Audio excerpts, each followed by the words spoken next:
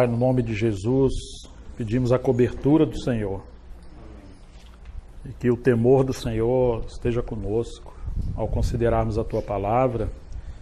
Sabemos que somos indignos e inapropriados, mas nós confiamos no ministério do Teu Espírito e pela Tua graça que o Senhor nos dê condição de entender a Tua voz.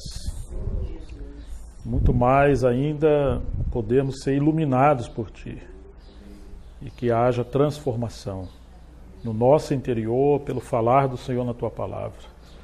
Carecemos tanto encontrar a Ti na palavra, Senhor. Que não seja apenas um estudo bíblico, mas que seja um encontro, assim como Moisés encontrava o Senhor na tenda do encontro. Nós queremos encontrar o Senhor a cada dia na Tua palavra. E sermos capturados por Ti, Senhor. Pedimos a Tua bênção, no nome de Jesus, para a Tua glória, Pai, em nome de Jesus. Nós vamos continuar em Romanos 8, hoje a partir do verso 31, é o final desse capítulo.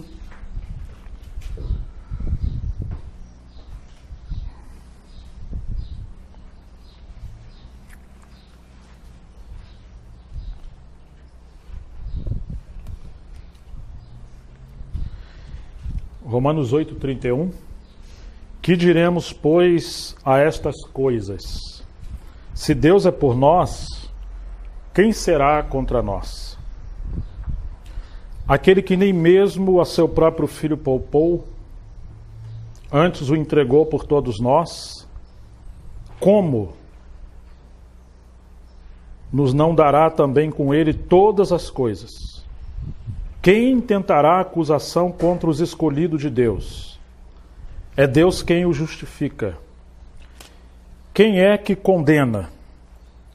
Pois é Cristo quem morreu, ou antes, quem ressuscitou dentre os mortos, o qual está à direita de Deus e intercede, o que também intercede por nós. Quem nos separará do amor de Cristo?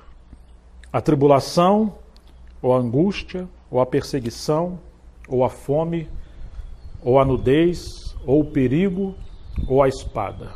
Como está escrito, por amor de Ti somos entregues à morte todo o dia. Somos reputados como ovelhas para o matadouro. Mas em todas estas coisas somos mais do que vencedores por aquele que nos amou. Porque estou certo de que nem a morte, nem a vida, nem os anjos, nem os principados, nem as potestades, nem o presente, nem o porvir, nem a altura, nem a profundidade, nem coisa alguma ou outra criatura nos poderá separar do amor de Deus que está em Cristo Jesus, o nosso Senhor. Que texto extraordinário é esse? Os teólogos estudiosos chamam isso de doxologia, que é quando Paulo está encerrando o seu pensamento e ele chega ao clímax dessa revelação e ele passa a sintetizar, como coroando a mensagem dele, com uma revelação tão profunda. E isso realmente deve ganhar o nosso coração se tocarmos no pensamento do Espírito Santo que Paulo está repartindo aqui no final desse capítulo 8, né? Nós precisamos considerar o contexto que Paulo estava para podermos também entender o pensamento dele e por que o Espírito Santo colocou essas palavras também para nós que estamos no final dos tempos. Quando você chega no verso 31, ele está dizendo: que diremos, pois, a respeito dessas coisas? Se Deus é por nós, quem será contra nós? A respeito dessas coisas, quais? As coisas que Paulo vem falando desde o capítulo 1 até esse capítulo 8. Então Paulo já escancarou de maneira muito clara as verdades fundamentais do Evangelho. Nós vínhamos comentando nas outras mensagens que essa é a carta de fundamento, Alguns acreditam ser a carta mais profunda de Paulo no sentido de doutrina, no sentido de fundamento da fé cristã. Se pudesse reduzir e escolher apenas uma carta de Paulo, é claro que isso é impossível, mas muitos prefeririam somente a carta de Romanos. É essa carta que mudou todo o curso da história da igreja, especialmente nos períodos mais obscuros, como aconteceu na época de Lutero, né? Lutero estava num contexto onde o catolicismo romano imperava, o povo não tinha acesso às escrituras, ele era um monge, e com uma leitura que ele teve de um versículo do início de Romanos, seus olhos foram abertos e ele viu a questão da justificação pela fé, e a partir daí nós temos o romper da luz com a reforma. Então a gente vê assim que a obra do Senhor, ela começa a partir do fundamento, e as demais coisas vêm cumulativamente, uma após as outras. Claro que a carta de Paulo aos Efésios talvez seja o nível mais alto de revelação em relação ao mistério de Cristo e à igreja. Mas no capítulo 1, Paulo fala da questão da ira de Deus. Ele começa aquele capítulo, por um lado, exaltando a glória do Evangelho, mostrando que o Evangelho é uma pessoa, é o seu Filho e a sua obra na cruz, e depois ele passa a contextualizar aquele ambiente que o povo de Deus vivia no contexto do Império Romano. Como que os homens se tornaram loucos em querer mudar a verdade do Evangelho em mentira por meio da ciência e por meio da filosofia. E eles passaram a adorar mais a criatura do que o Criador. E aí Paulo vem mostrando que tudo que se pode conhecer de Deus, ele começa a revelar também através da sua natureza. Isso é chamado de revelação geral, que não é revelação especial, através da revelação de Cristo nas Escrituras, mas é a pregação do Evangelho através da criação. Deus fala com o homem também através da criação. O salmista diz: os céus proclamam a glória de Deus e o firmamento anuncia as obras das suas mãos. Então, quando você olha para a criação de Deus, você vê que há um Deus soberano, que Deus começa a pregoar os seus atributos como Criador e como Deus soberano através da criação. Como você vai atribuir a criação a um acaso do universo, a um choque cósmico do universo? Como que você vai negar o Criador e adotar, digamos, a teoria da evolução? E já naquela época, especialmente os gregos, no período antigo, e os romanos, eles adoravam os deuses estranhos. Eles eram panteístas, muitos deles. O panteísmo defende que tudo é Deus. Os animais, a criatura, o universo, a natureza, a mãe natureza, entre aspas. E os gregos tinham os deuses gregos, como hoje se vê em tantos filmes, desenhos e livros. E Paulo, no meio desse contexto, como um mestre que era no pensamento do Velho Testamento, foi capturado pela luz do Evangelho, sendo ele um hebreu, ele passa a ser esse profeta e pregador do Evangelho. Mas aqueles que ouviram o Evangelho, ainda assim, muitos preferiram seguir a mentira no lugar da verdade. Então ele começa essa carta, logo em seguida ele fala da ira de Deus que virá sobre todo aquele que resiste à verdade por seguir a mentira. E depois ele começa a mostrar a consequência quando se segue a mentira e não se submete à verdade. Que Deus, como que a falta de temor a Deus e o amor à verdade é como se quebra a proteção de Deus sobre o ser humano e agora Deus os entrega às suas próprias paixões e eles passam a cometer todo tipo de torpeza e pecado. Homem com homem, mulher com mulher. Já naquela época, na verdade sempre foi assim, especialmente desde o tempo de Sodoma e Gomorra, essa mudança de valores e essa busca galopante pelo prazer, aonde o homem chega às partes mais baixas da brutalidade, da irracionalidade e do prazer a qualquer custo, ao ponto de cometer a torpeza de homem se relacionar com homem e mulher com mulher. Então, a Sodoma e Gomorra foi destruída por causa desse contexto de tamanho pecado que o livro de Gênesis mostra que as acusações contra Sodoma e Gomorra chegaram até o trono de Deus. E ele enviou naquele período de Abraão aqueles 3 anjos, e eles foram lá examinar se aquelas coisas eram assim, e houve juízo de Deus e consumiu com fogo aquelas 2 cidades. Agora, quando Paulo está olhando a questão de Roma, os imperadores eram loucos. A pedofilia já era uma prática comum naquela época. Aonde havia idolatria, adoração aos deuses, havia também, nesse contexto, toda sorte de pecado em relações sexuais e idolatria aos ídolos. E agora Paulo está escrevendo, e essa carta ela circularia em todo aquele período do Império Antigo. E ele está exortando os cristãos a fugirem dessas coisas. Depois ele mostra que não há diferença entre judeu e grego, porque os judeus se exaltavam, se vangloriavam por eles ter sido descendente de Abraão, Isaac e Jacó, e agora o evangelho que chegou à terra, os gentios, muitos deles tinham dificuldade de compreender a graça de Deus que chegou também aos gentios, e Paulo fala que não há distinção entre judeus e gentios através da cruz de Cristo. Pelo contrário, todo homem foi reduzido à vaidade. Todo homem é como nada, nem a circuncisão, nem a incircuncisão é coisa alguma diante do Senhor. Mas sim aqueles que são reconciliados mediante o sacrifício do nosso Senhor.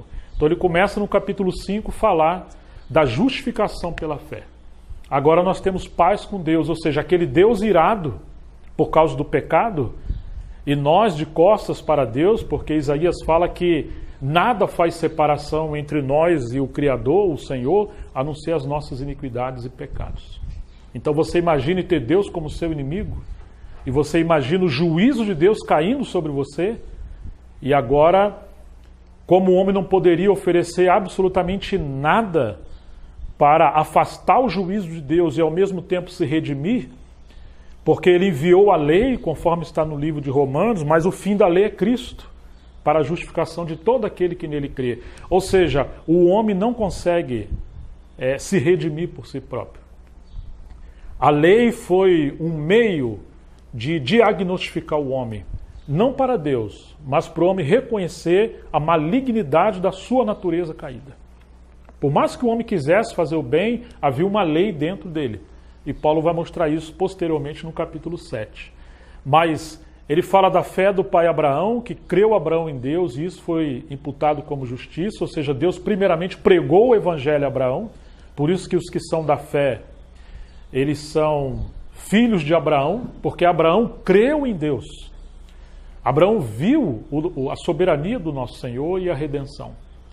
E porque ele ofereceu o seu filho sobre o altar, que aquele era uma figura de Cristo, aquele ato da entrega, aquele sacrifício, especialmente a sua fé na promessa de que Deus lhe daria o Isaac, que era uma figura de Cristo, quando Abraão creu, ele se tornou o pai da fé, que já não andou por obras, mas andou pela fé. Depois fala de Davi, que bem-aventurado é o homem ao qual Deus não imputa os seus pecados e as suas iniquidades. Está no capítulo 4 de Romanos. E muito interessante que, voltando a Abraão, diz que Abraão foi fortificado na fé quando ele deu glória a Deus. Ele creu em esperança contra toda a esperança. Porque no capítulo 18 de Gênesis mostra que Sara já estava envelhecida. E Abraão também, mas especialmente Sara, cessou o costume das mulheres. E ela riu quando o anjo falou que ela teria um filho. Mas ainda assim, Deus cumpriu a sua promessa. Abraão creu em esperança contra toda a esperança, porque na esperança natural era impossível que Sara tivesse um filho. E isso mostra que a redenção, a salvação da humanidade seria por meio de Isaac, que era uma figura de Cristo, o filho da promessa. Agora aquele capítulo 5 tão maravilhoso, diz que nós somos justificados pela fé mediante o sangue do nosso Senhor. E agora nós temos paz com Deus. O que significa isso, irmãos? Que agora aquele juízo, aquela inimizade entre nós e o Senhor, Jesus Cristo morrendo na cruz foi a propiciação pelos nossos pecados, como existia a propiciação, que era uma tipologia no Velho Testamento pelos animais, o sangue dos animais.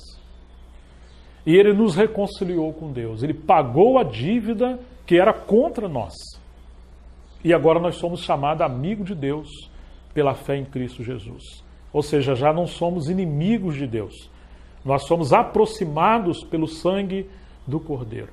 Agora nenhuma condenação mais há para aqueles que estão em Cristo Jesus. Que coisa maravilhosa, que coisa extraordinária é o Evangelho do nosso Senhor. Nós somos salvos da ira de Deus mediante o sangue, no capítulo 5, e nós somos salvos também pela vida do seu Filho em nós. São duas coisas maravilhosas.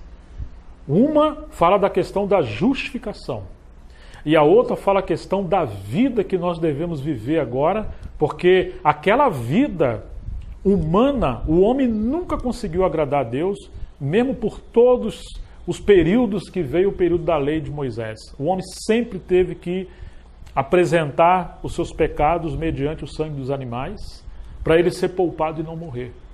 Por nossa natureza, jamais poderíamos agradar ao Senhor. Agora Deus nos deu o seu Filho. E no seu Filho, por um lado, somos comprados pelo seu sangue. E isso nos guarda daquela ira, assim como veio o anjo da morte no Egito, e onde não tivesse sangue nos umbrais e nas janelas, o primogênito morreria. Esse sangue fala do Senhor que derramou na cruz, e agora, remidos pelo seu sangue, redimidos pelo seu sangue, debaixo do seu sangue, nós estamos guardados da ira do Senhor. Mas agora Ele nos deu uma vida, e essa vida é para podermos viver pela vida de Cristo, não pela nossa velha vida. Por isso o capítulo 6 vai dizer que o nosso velho homem foi com Ele crucificado. E agora podemos andar em novidade de vida, não na velhice, na caducidade da letra, mas sim novidade de vida pelo poder do Espírito Santo. Que coisa maravilhosa, irmãos. Paulo diz, sabendo isso, foi crucificado com Ele o nosso velho homem. Ou seja, Deus não espera que você melhore alguma coisa em si mesmo. Não há esperança em nós, mas Ele nos proveu uma nova vida, e essa vida é Cristo em nós. Aquele que ressuscitou dentre os mortos, aquele que venceu a morte, venceu todas as coisas, e o pecado não teve vantagem sobre Ele. Esse nos foi dado como nossa vida para termos um viver vitorioso sobre o pecado, o mundo, a malignidade, sobre todas as coisas, inclusive a morte. Graças a Deus por Jesus Cristo. Por isso que Ele agora fala para a gente nos apresentar diante do Senhor como vivos dentre os mortos, e os nossos membros como instrumento de justiça a Deus.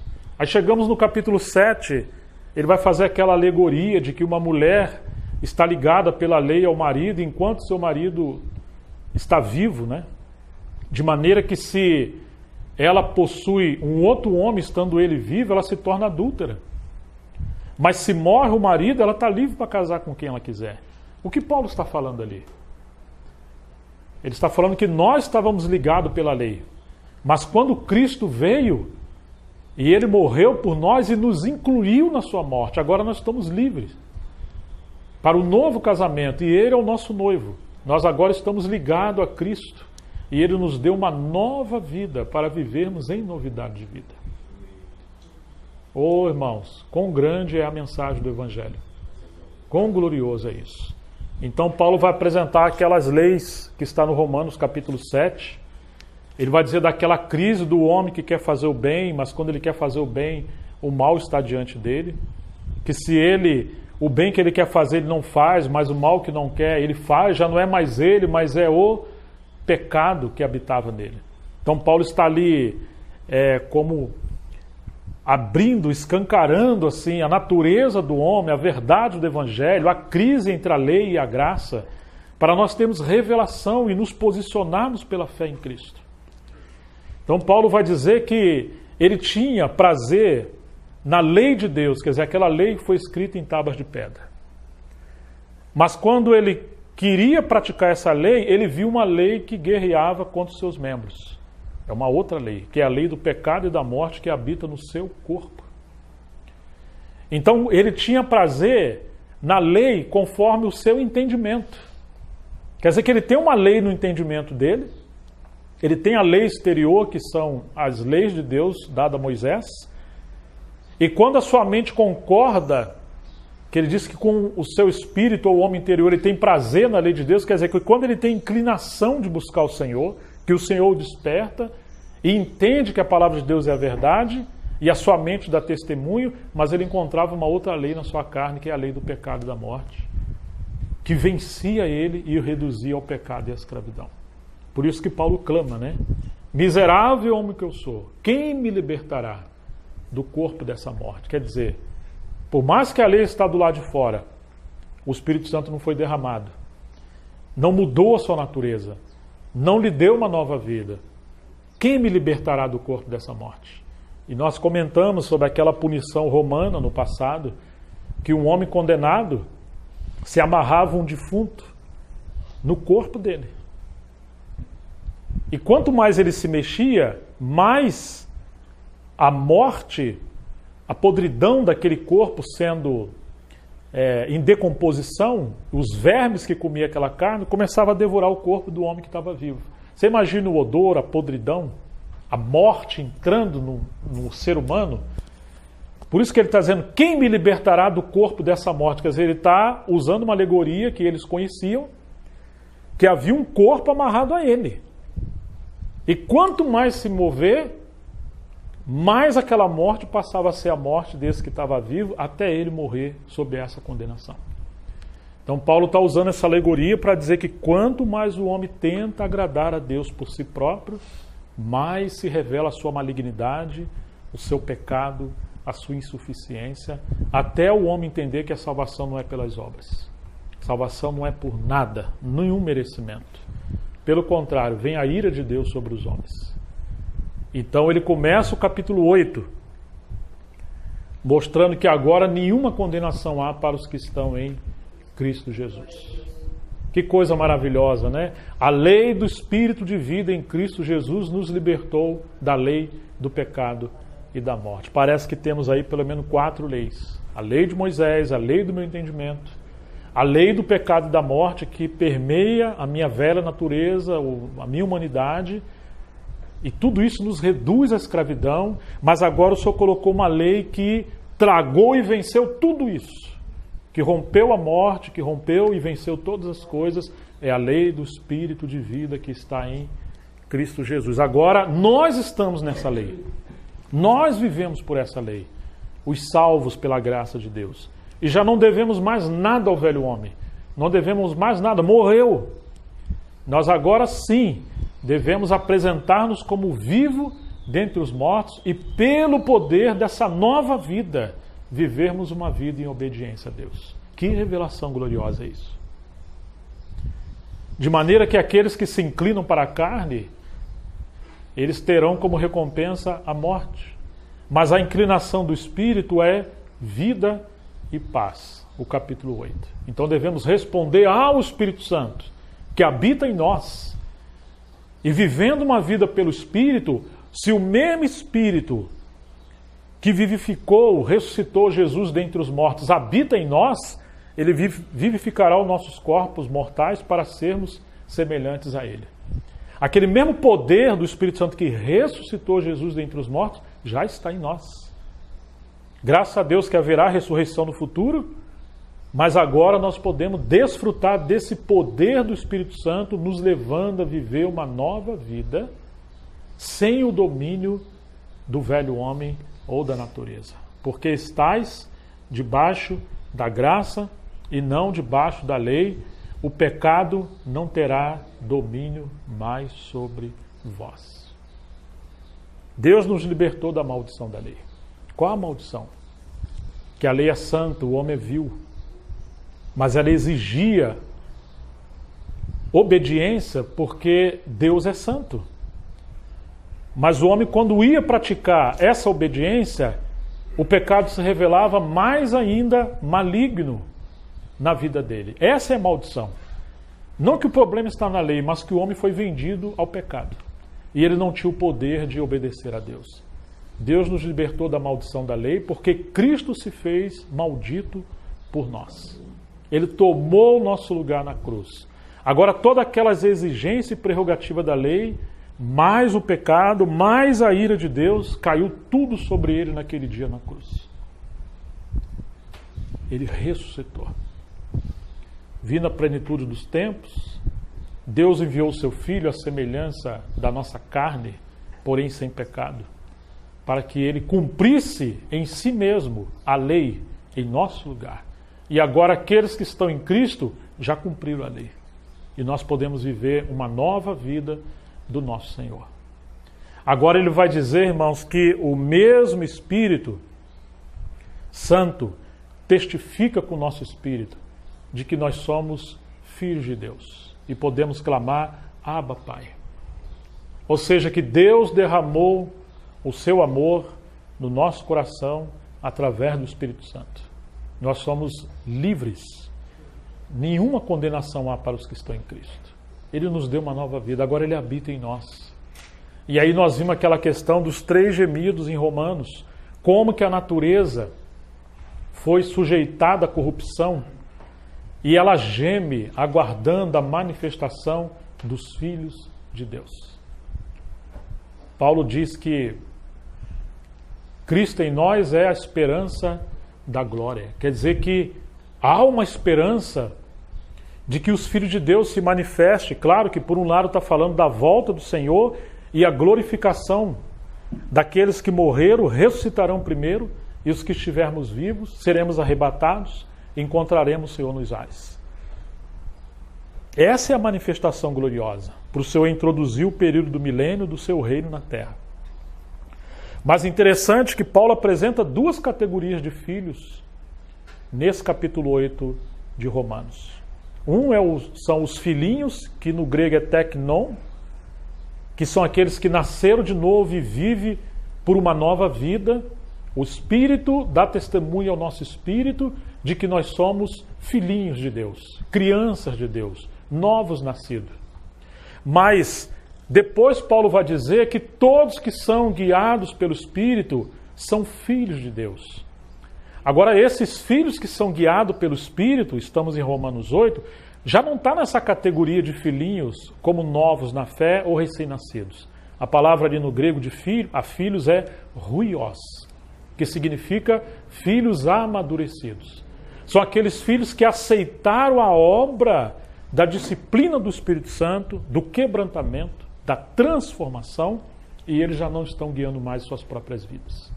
Eles estão sendo guiados pelo Espírito Santo. Oh, irmãos, nós precisamos desejar isso. Uma vida onde a nossa vontade própria ficou cravada na cruz. Como Jesus orou, Pai, se for possível, passe de mim esse cálice, contudo não seja feito conforme a minha vontade própria, entre parênteses, como eu quero, mas sim como o Senhor quer, como a sua vontade. Os filhos maduros são aqueles que deixaram de seguir a si mesmos, as suas opiniões, as suas inclinações, aquilo que é melhor para si. Ele já não tem mais liberdade, porque nós somos capturados e nos tornamos escravos do seu amor. As cordas que nos unem agora e nos prende a Cristo já não é a imposição da lei. Nós somos livres pela graça, pelo amor, mas porque amamos aquele que se deu por nós, nós nos tornamos cativos do seu amor. As cordas que nos unem agora e que nos amarram são cordas do amor do Senhor e da sua misericórdia.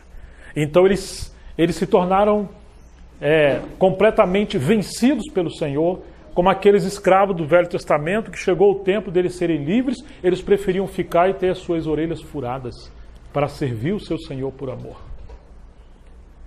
Então os filhos maduros são aqueles que hoje representam o reino do Senhor, o encabeçamento do Senhor, a esfera do governo de Deus, da plenitude do Espírito Santo, aonde já não é a nossa opinião, a nossa vontade, o que nós buscamos, mas é totalmente viver uma vida como aquele vaso de alabastro que foi quebrado e derramado pelo Senhor.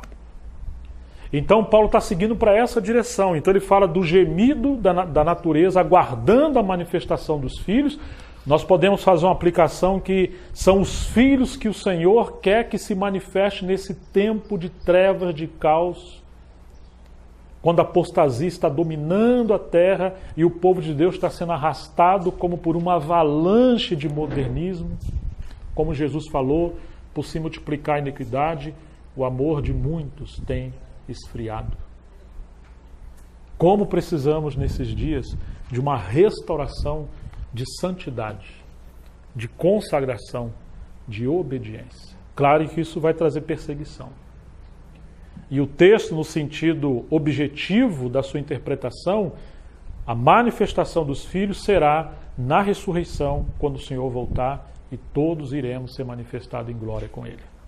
Mas ele fala do gemido da criação, fala do gemido dos filhos de Deus, quando Paulo diz, nós que também gememos. Você lembra disso? Se você andar com Deus, você vai gemer. Porque há um peso no coração de Deus. Há um clamor no coração de Deus. Há uma dor no coração de Deus. Quando você vê o Velho Testamento, isso fica claro porque você vai encontrar os profetas e você vai encontrar que uma das características dos profetas é que Deus interpretava a si mesmo através do sofrimento dos seus servos. A dor do coração de Deus, muitas das vezes, só podia ser compreendida pela dor do coração dos seus profetas. Deus pede a Osés para casar com uma mulher adúltera e tirar daquele terreno do adultério, e às vezes ela volta e ele manda trazer de volta. Por quê? Porque aquela mulher representa a situação do seu povo que se deitava em relações sexuais debaixo de todas as árvores e se vendia, e ele está dizendo que assim era o seu povo de Israel. Que por causa do prazer, da idolatria, da luxúria, da proteção, da riqueza, eles abandonavam o Senhor. Irmão, será que hoje a situação não é assim? Isaías andou nu para representar a nudez do seu povo. Um fogo consumiu o coração de Jeremias. E por mais que Jeremias diga, eu não falarei mais em seu nome, ele grita, meu coração. E antes de Jerusalém ser incendiada, um fogo consumiu o coração de Jeremias. Meu Deus do céu. Deus interpreta os seus sofrimentos através do sofrimento de seus servos. Então será impossível você viver uma vida mais profunda com Deus e manter a sua liberdade e o seu prazer como se fosse um homem ou uma mulher qualquer. Não. O fogo do zelo da casa do Senhor consumirá também o nosso coração.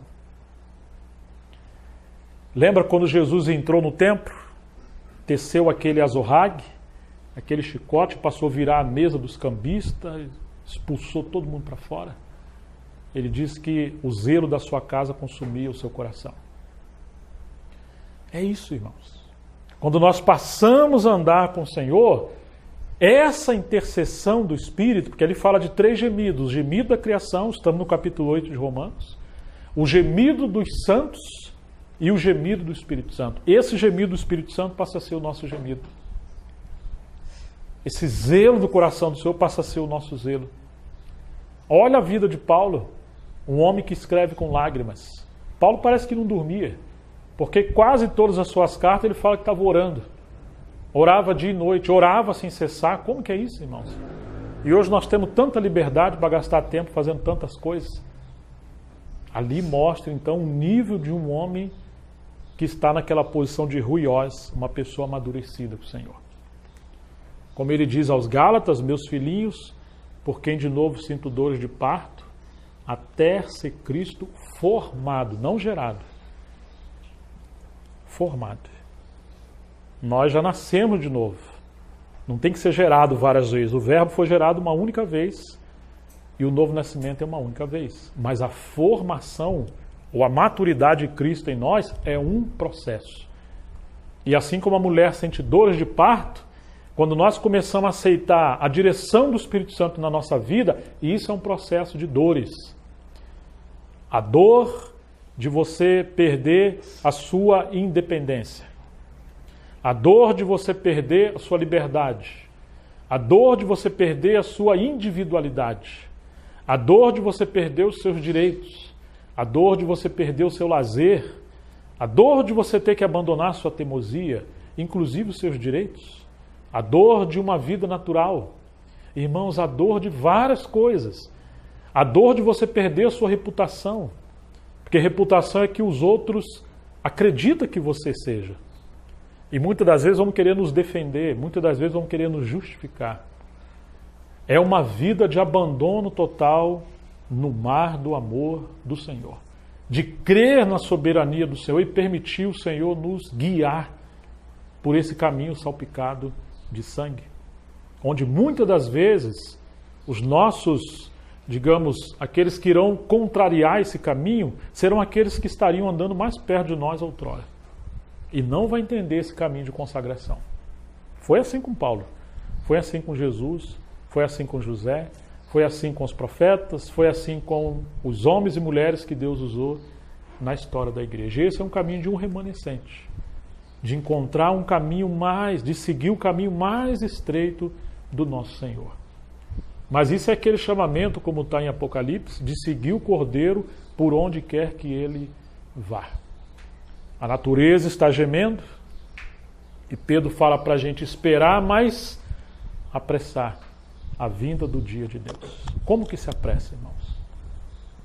É como uma noiva, que quanto mais ela ama o seu noivo, mais ela vai deixando as coisas que uma jovem tem liberdade de se envolver, porque ela não tem compromisso com o noivo.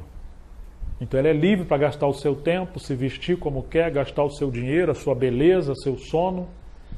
Mas alguém que está se adornando e se preparando para o dia do casamento, o seu coração, a sua alma, os seus olhos está totalmente voltado para o seu noivo.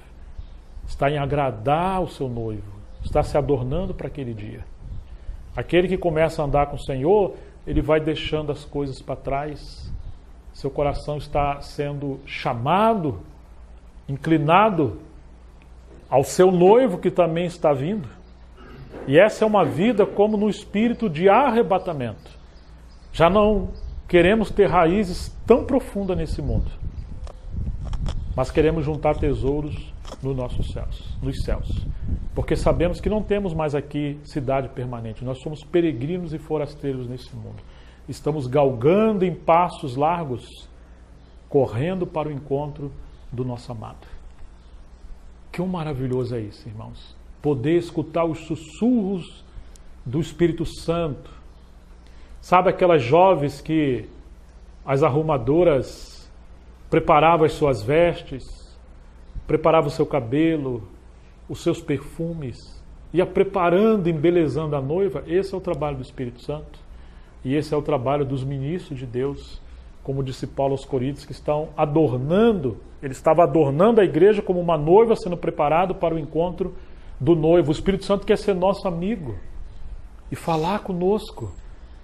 Está muito apertado esse vestido, frouxa um pouquinho, está muito largo, vai para cá, sai dali, vem para ali. O noivo não vai gostar disso. João fala, né? Quem tem a noiva é o noivo. O amigo do noivo, é João. Ele se alegra com o noivo, mas ele não tem prazer com a noiva. Nós hoje, todo o nosso prazer, toda a nossa vida, não pode ser para agradar ninguém. Nem parente, nem obreiros, nem o mundo, nem o dinheiro, nem a empresa, nada. Nós estamos nesse mundo de passagem. Nós servimos as pessoas para honrar a Cristo e amamos as pessoas. Mas se alguma coisa quiser tomar o lugar do nosso Senhor, o governo do nosso Senhor, nós não podemos sacrificar nem negociar isso. Não podemos vender a nossa alma, porque nós agora temos um compromisso com o noivo, seria um adultério. Por isso que Tiago fala, adúlteros e adúlteras, vocês não sabem que a amizade desse mundo constitui-se inimizade com Deus? Quem quiser ser amigo do mundo constitui-se inimigo de Deus. Por que ele chama de adúlteros e adúlteras? Porque nós temos um compromisso com o nosso noivo, ou com o nosso esposo. Então Paulo está caminhando para essa direção. E agora ele está falando desse ponto de uma vida mais profunda com o nosso Senhor. Ah, irmãos, os gemidos do Espírito Santo. Não sabemos orar como convém, Romanos 8, 26. mas é o Espírito Santo que intercede por meio de nós, como? Com gemidos inexprimidos. Como nós precisamos, mais do que nunca, sair do meio da multidão, das inquietações, entrar no nosso quarto, ou no sótão, ou no fundo do quintal, ou no banheiro, não importa, ou no monte, ou no deserto, ou na horta, foge e vai praticar uma vida de solitude com Deus. Não é solidão, é solitude. Solitude é uma vida escolhida, onde você vai praticar uma vida de intimidade a sós com Deus, onde no silêncio da sua alma poderá ouvir os sussurros do Espírito Santo. A agitação desse mundo agita a nossa alma e a nossa mente. E por mais que você vá uma vida de solitude, uma vida de intimidade a sós com Deus, nossa alma ainda está muito agitada. Ela foi viciada a viver no meio da agitação e da correria. E demora, irmãos, atingir esse ponto da disciplina espiritual onde você, como Maria, se aquieta aos pés do Senhor. Esse foi o segredo dos pais da espiritualidade do deserto. Tem um livrinho muito bom de Henry Nouwen. Ele fala a espiritualidade do deserto. Obras de William Law, de Francis Fenelon, de John Tauler, de São João da Cruz, de Madame Guyon. O irmão Lawrence, irmãos que no período onde a igreja estava tão envolvida com religiosidade e apostasia, eles escolheram uma vida de solitude, de deserto, de comunhão. Foram perseguidos. Alguns foram martirizados. Cristãos foram crucificados por cristãos. Mas eles escolheram essa vida de entrega total a Deus. E ao mesmo tempo, o avivamento irrompeu através dessa consagração de cada um deles. E assim também o juízo de Deus. Então, quando você encontra Paulo, você vai encontrar Paulo falando a partir do ponto de vista de um homem que está andando debaixo do governo do trono de Deus. E no meio de um tempo de escuridão, de apostasia que começava a assolar a igreja. E ele está chamando os cristãos para uma vida mais profunda. Agora que Paulo vem mostrando que verso 28 de Romanos 8, ele sabia que todas as coisas contribuíam juntamente para o bem daqueles que amam a Deus, daqueles que são chamados segundo o seu propósito. Romanos 8, 28. Irmãos, todas as coisas não é o que os homens modernos pregam. Prosperidade, liberdade, entretenimento. O mundo que Deus diz que odeia, o mundo que Deus diz para não amarmos, os pregadores estão trazendo para dentro da igreja, para ver se consegue ganhar o mundo para a igreja. Ou seja, é uma apostasia. As coisas que Paulo está dizendo que contribuíam são todas as coisas que cooperavam não para o bem de um homem carnal, não para o prazer do ser humano, não para colocar o homem em evidência. Hoje os cristãos são mimados. Você tem que dar uma boa banda, uma boa diversão, colocar uns palhaços no púlpito para fazer umas piadas, para manter as pessoas entretidas no entretenimento, senão eles vão procurar uma outra igreja para congregar.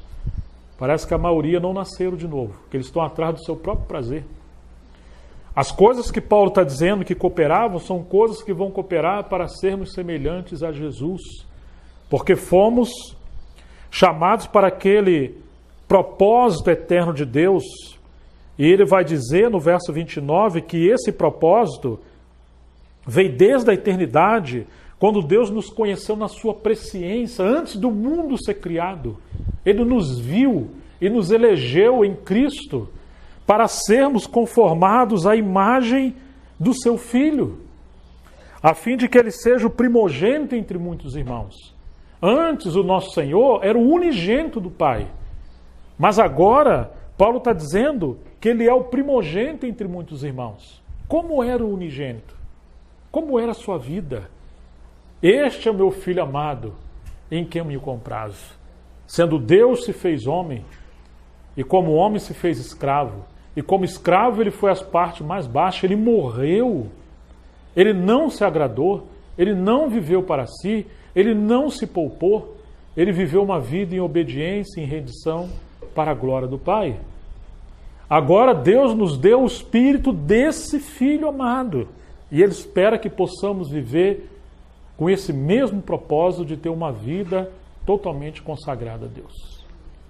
Uma vida derramada, a fim de que nós sejamos semelhantes ao nosso irmão mais velho, que é Jesus. Conformados à sua imagem, a imagem de um cordeiro. Então, irmãos, todas essas coisas, você vai ver Paulo narrando, que diz assim, verso 31, que diremos, pois, a estas coisas? Depois de tudo isso que nós ouvimos, poderá o vaso falar ao olheiro, por que me fizeste assim? Poderemos nós argumentar alguma coisa diante do Senhor? Ó profundidade das riquezas, tanto da sabedoria como do conhecimento de Deus. Quão inescrutáveis são os seus caminhos. Quem foi seu conselheiro? Como vamos entender a questão da presciência de Deus? Como vamos entender a questão de Deus ter nos elegido nele antes da fundação do mundo e nos predestinou para sermos conformados à imagem do seu Filho? E que agora ele é soberano, que diz aos discípulos que até o fio de cabelo da sua cabeça estão todos contados. E que não tem nada fora da sua soberania. E aí você vai encontrar ele falando assim, verso 35, quem nos separará do amor de Cristo? A tribulação? Olha, vai dizer que todas as coisas cooperam para o bem daqueles que amam a Deus. O que coopera? A tribulação, a angústia, a perseguição, a fome, a nudez, ou o perigo, ou a morte, a espada. Muito estranho o evangelho da prosperidade. Porque quando nós encontramos o caminho dos pais da fé, eles foram perseguidos. Alguns foram mortos. Alguns tiveram nudez e fome. E eles foram perseguidos pelos seus próprios concidadãos. E às vezes pelos seus próprios irmãos. Isso é um outro evangelho. Uma vez que confiarmos na soberania do Senhor, e entender que o propósito do Senhor não é colocar o homem em evidência, mas é nos transformar a imagem do seu Filho para que ele seja tudo em todos, então não teremos problema em nos render à vontade do Senhor e nem questionar por que um caminho tão estreito e salpicado de sangue. Como dizia Spurgeon, diga sim à vontade de Deus e a tribulação perderá a sua força. Quando nós nos submetemos à vara da disciplina, mas entendendo que as mãos do Senhor têm as marcas do cravo, da cruz, beijaremos a mão daquele que nos disciplina. E isso é um prazer, é um privilégio imerecido, seguir um caminho aonde nós seremos mais ainda transformados à imagem do nosso Senhor.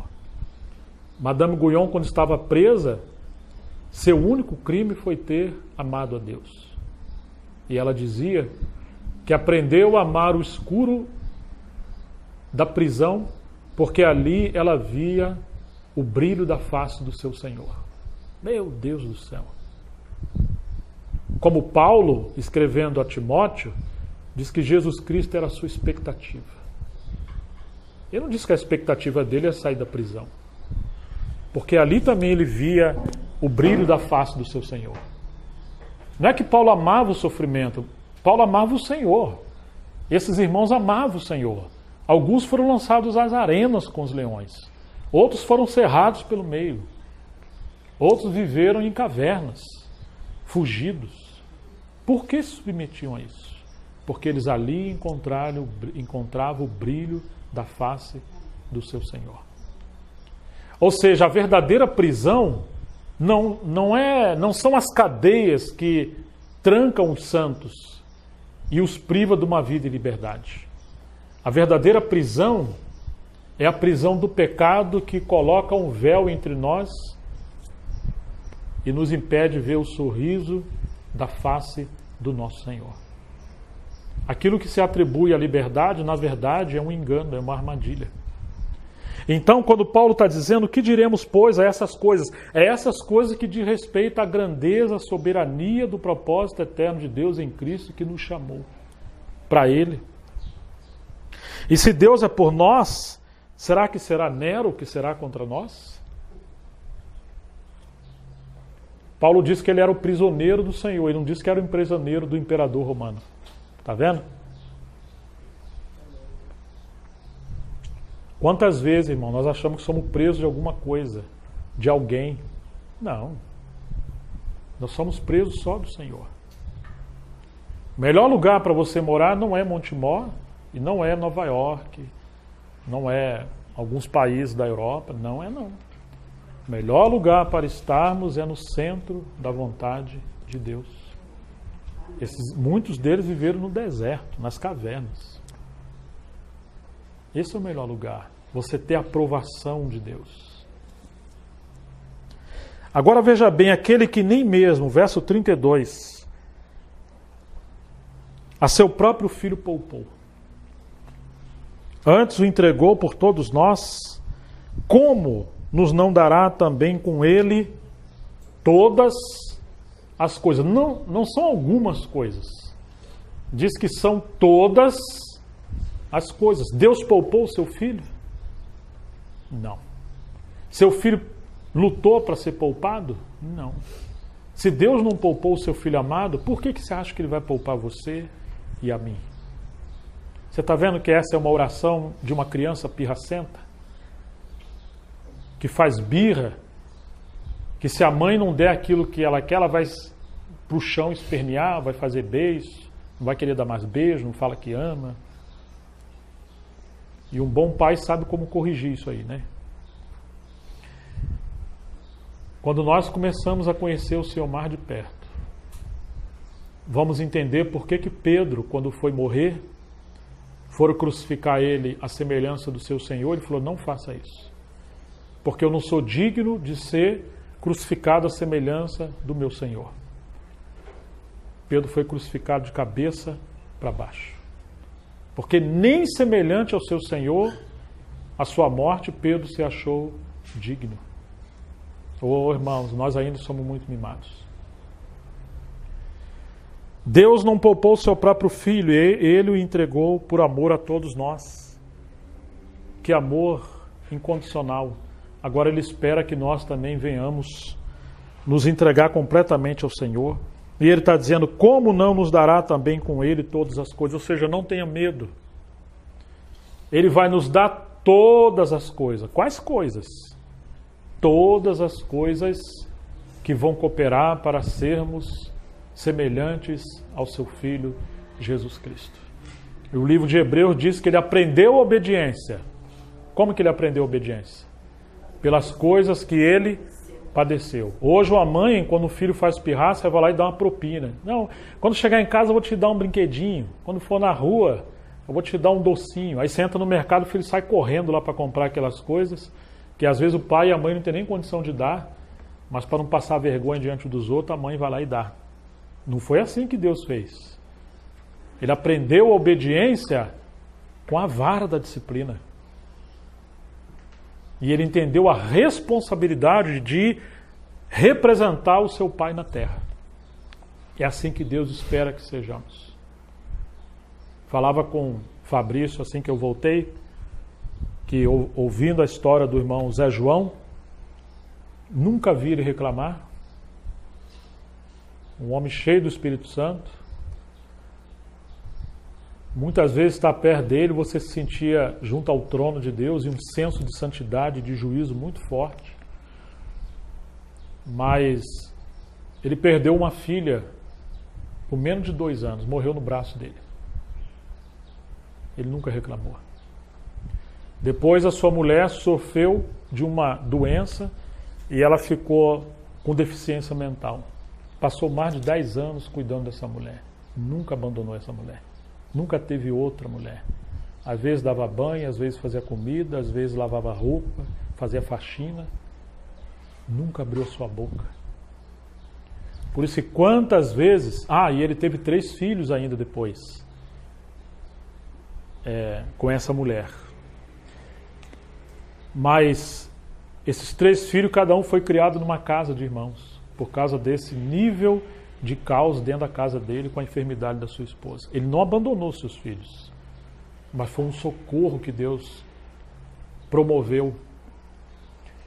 Muitas das vezes, quando esse irmão se colocava para falar, a mensagem dele não passava de 10 minutos, de 5 minutos. O povo caía em quebrantamento, em lágrimas, alguns de joelho, e havia avivamento. Eu presenciei várias vezes isso.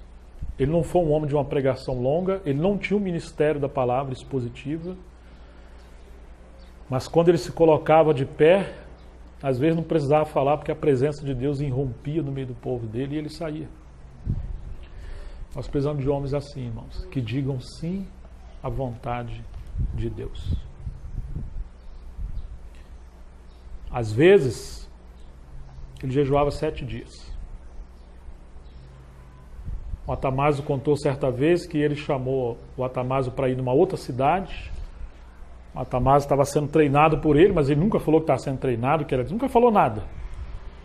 Depois o Atamásio foi descobrir que eles estavam com o propósito de jejuar 3 dias. Aí ele teve que ficar jejuando.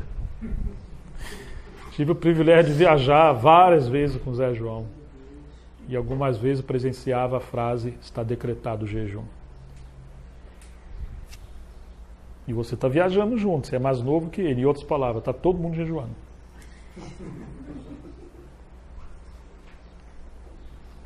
Uma das primeiras vezes que ele apareceu na região dos lagos, foi dormir ele e o Zé Bernardo, conosco.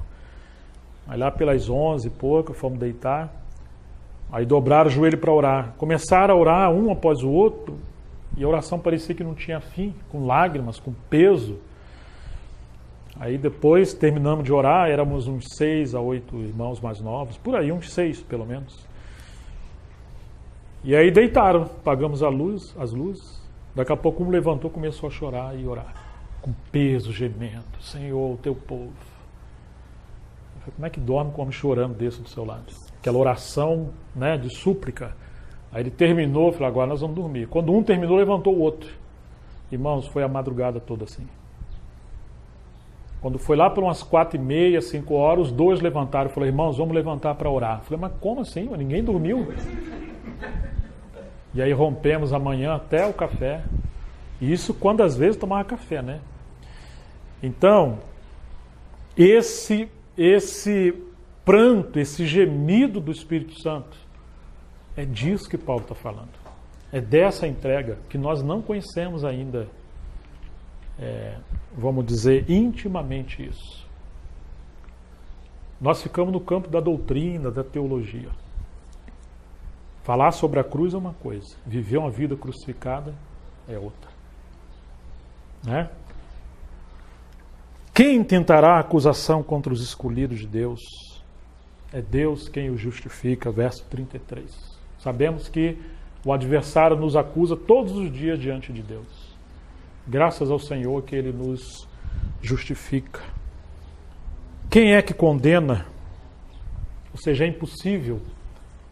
Algumas versões, Paulo usa o termo os eleitos de Deus, mostrando que a nossa salvação é imperdível, porque ela é pela graça de Deus. Ninguém nos separará do amor do Senhor. Quem poderá nos condenar? Porque a nossa salvação não depende de nós. Da nossa força, da nossa debilidade, não temos mérito nenhum. Ele está dizendo que quem morreu e ressuscitou dentre os mortos por nós, foi o nosso Senhor.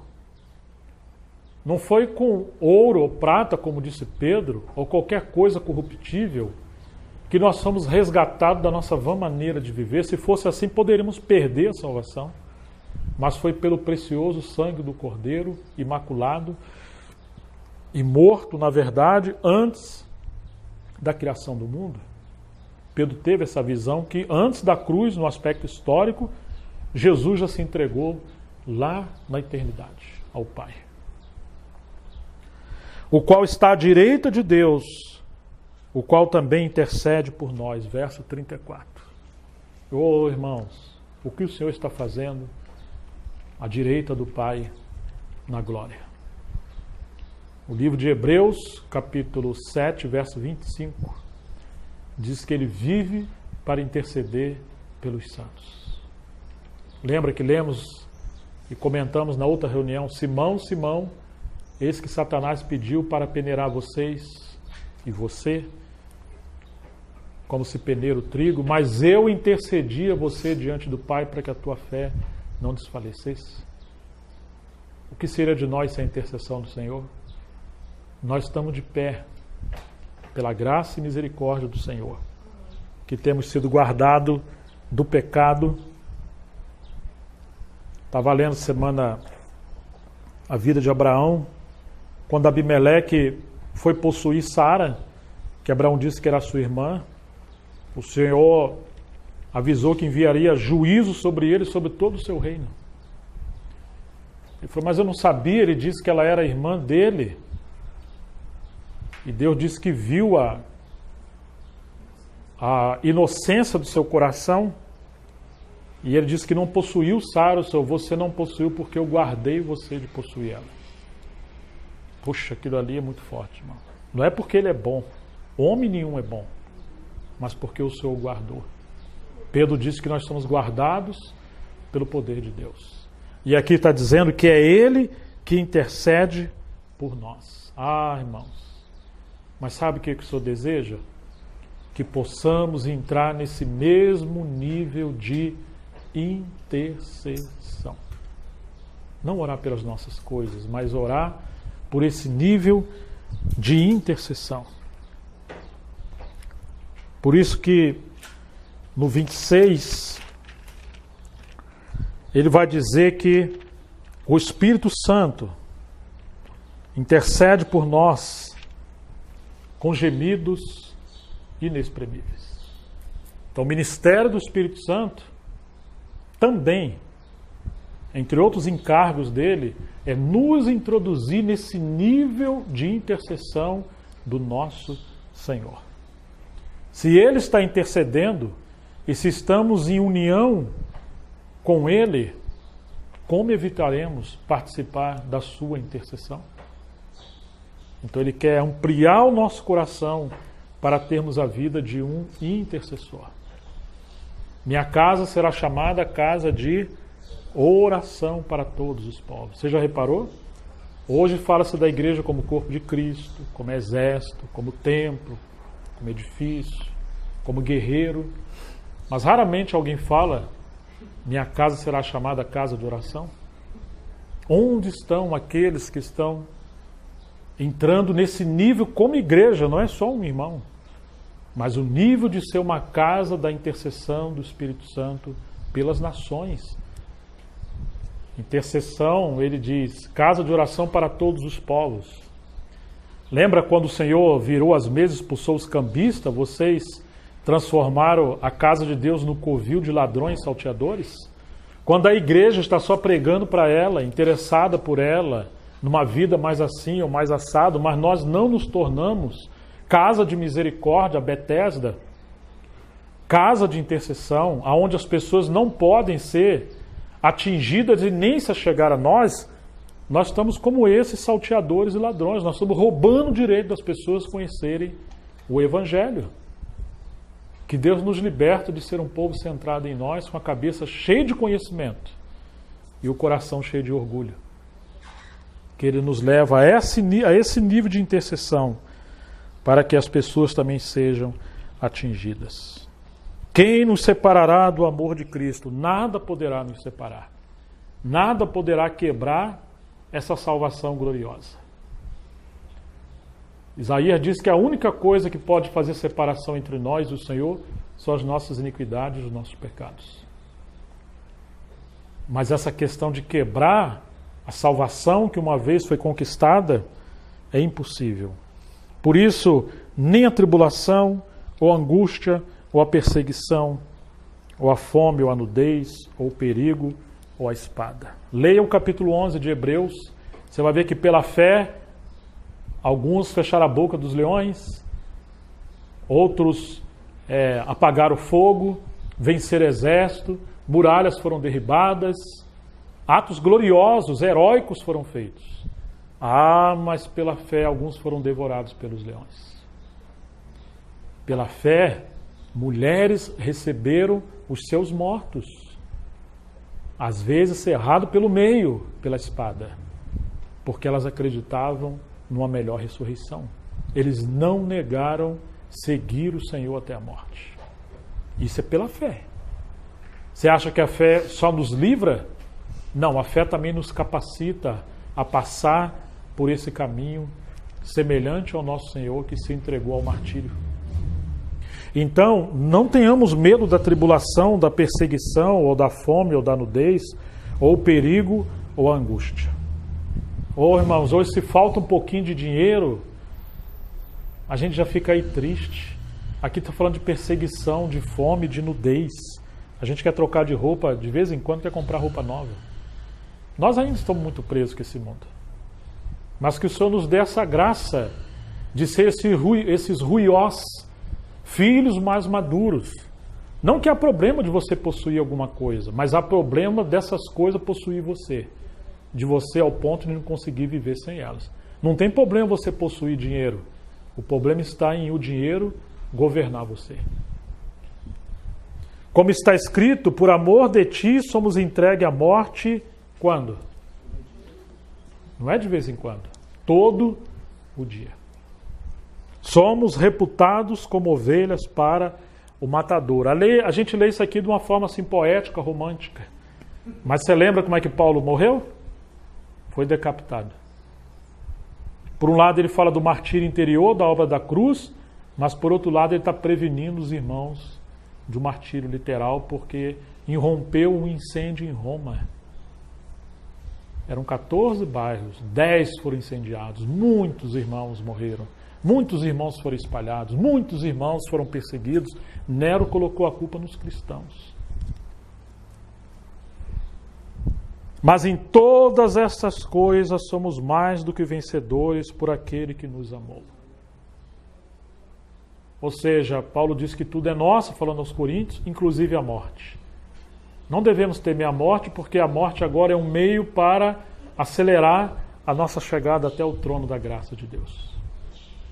Que coisa maravilhosa, né? Que não precisamos ter medo de mais nada. Quando for apedrejar Estevão, você lembra como é que Estevão orou? Ele viu os céus abertos. O Filho do Homem ficou de pé. O Filho do Homem sempre estava sentado. Mas quando foi receber Estevão, ele ficou de pé. E Estevão orou como nosso Senhor. Para o Senhor não imputar aqueles pecados, porque eles não sabiam o que eles estavam fazendo. Você acha que ele teve medo de morrer? Disse Pedro, aqueles que sofrem segundo a vontade de Deus, encomenda suas almas fiel ao Criador. Existem aqueles que sofrem segundo a vontade de Deus. E diz que sobre eles repousa o Espírito da glória de Deus. Irmãos! O Espírito da glória de Deus. Como é que ficou o rosto de Estevão? Semelhante a um rosto de um anjo. Brilhava. Que coisa maravilhosa. Você está entendendo, irmãos? Quando os nossos irmãos iam para as arenas para serem entregues aos leões, ou serem perseguidos, ou agora como estão sendo perseguidos em países comunistas sob regime de perseguição, eles não têm medo. O Espírito da glória está sobre eles. E isso que os opositores não entendem. Alguns se converteram diante do martírio de alguns irmãos, porque os seus rostos brilham como de anjos. Em todas essas coisas somos mais do que vencedores por meio daquele que nos amou. Essa é a vitória que vence o mundo, que é a nossa fé, disse João. Porque estou certo de que não temam, disse ele, nem a morte. Irmãos, como é que nós vamos negar a vida de consagração por uma pequena coisa? Nem a morte, nem a vida, nem os anjos, nem os principados, nem as potestades, claro, está falando de malignos também, nem o presente, nem o porvir. Não tenha medo do futuro, não tenha medo do que virá, não tenha medo de ter filhos pensando no que virá. O Senhor é o nosso Senhor. Nem a vida hoje, nem a altura, nem a profundidade, nem alguma outra criatura, se você acredita nos nefilins, em extraterrestre, em qualquer uma outra coisa, no Leviatã, ou em qualquer uma outra coisa, não tenha medo, irmãos. Nenhuma outra criatura. Nada poderá nos separar do amor de Deus que está em Cristo Jesus, o nosso Senhor. A única coisa que devemos temer é desagradar o nosso Senhor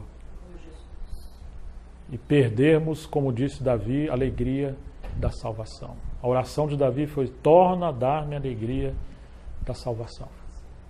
Então, queridos, esse capítulo tão glorioso, Paulo termina ele mostrando esse nível maior da soberania do Senhor em relação à eleição, que a nossa salvação é imperdível, e o caminho salpicado de sangue que muitos trilharão para poderem ser conformados à imagem do seu Filho.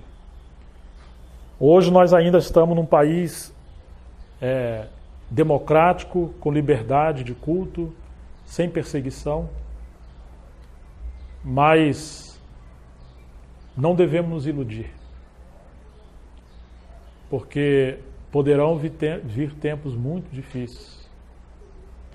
Muitos textos que são lidos de forma, digamos, por muitos, de forma alegórica, e eu acho uma covardia, uma interpretação alegórica de coisas que Paulo está falando literal. Nós podemos fazer uma aplicação, mas nunca poderemos negar as regras de interpretação de texto, a exegese bíblica.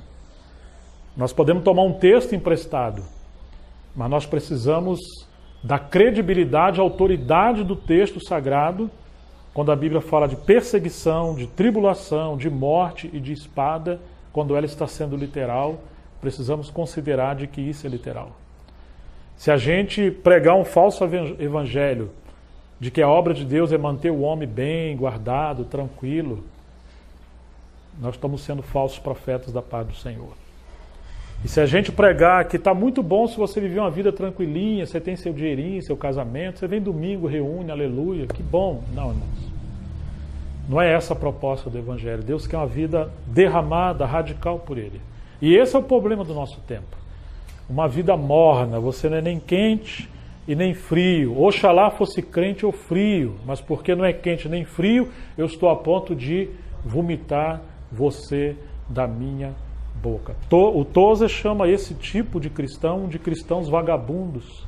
É uma sentença dura, porque ele era um profeta, porque os homens querem as bênçãos do Senhor, mas não o abençoador. Querem os privilégios da salvação, mas não querem a responsabilidade de uma vida de alguém que é salvo. Querem Jesus como Salvador, mas não querem Ele como Senhor. E o Evangelho genuíno, você não separa o Salvador do Senhor, Ele é uma única pessoa. Na verdade, pode ser que as pessoas que têm a Ele como Salvador e não como Senhor, na verdade, nunca foram salvas. Porque o propósito da salvação é nos resgatar para o senhorio do nosso Senhor. Então, queridos, que o Senhor nos leve a esse gemido do Espírito, a esse caminho de maturidade, de uma vida santa, onde Ele possa contar conosco, e que tenhamos fé, de apesar de fazermos o melhor que pudermos pela nossa família, pelos nossos filhos, pela vida social, profissional, mas haja disposição no nosso coração se Ele nos chamar uma vida, digamos que hoje seria estranha ao tempo que nós estamos vivendo. O que Ele espera de nós é que sejamos semelhantes ao Seu Filho. Deus nos guarde, irmãos, nos livre de todo extremo, mas que acenda esse fogo de paixão profunda pelo nosso Senhor. Que Deus nos abençoe. Vamos orar. Ah, Senhor, nos sentimos tão distantes, tão longe ainda dessa vida de união perfeita que os nossos pais na fé viveram, não porque conheceram simplesmente a doutrina, mas porque tiveram um encontro genuíno, impactante com a pessoa viva do Senhor. Nós amamos a Tua Palavra, mas queremos a experiência que a Tua Palavra aponta, queremos a realidade espiritual que ela fala. Nós nos entregamos nessa manhã nas mãos do Senhor e pedimos, Senhor, que Teu Espírito venha, ó Deus, causar um reboliço em nossa vida, nos tirar da nossa zona de conforto, tornar-nos pessoas intercessoras. Como viver uma vida de plena alegria quando há angústia e peso no coração do nosso Deus por esse tempo de apostasia, Senhor. Ah, Deus, nos chama ao Santo dos Santos e nos tire da periferia das distrações. Nos leva a uma vida, Senhor, de mais intimidade, de amor por Ti. Nós pedimos que essa palavra possa continuar trabalhando em nossas vidas, para a Tua glória, para sermos pessoas aprovadas pelo Senhor nesse tempo. Aviva a Tua obra no nosso tempo. Ó Senhor, visita-nos, abra os nossos olhos, que a Tua palavra possa crescer, se multiplicar e chegar em todos os rincões e vilarejos e povos e alcançar as pessoas para Ti. Antes do dia da Tua volta, amadureça-nos, Senhor, para sermos aprovados e achados dignos de entrarmos nas bodas do Cordeiro naquele dia, pela graça e a misericórdia do Senhor. Em nome de Jesus nós oramos, Senhor, para a Tua glória. Amém. Amém.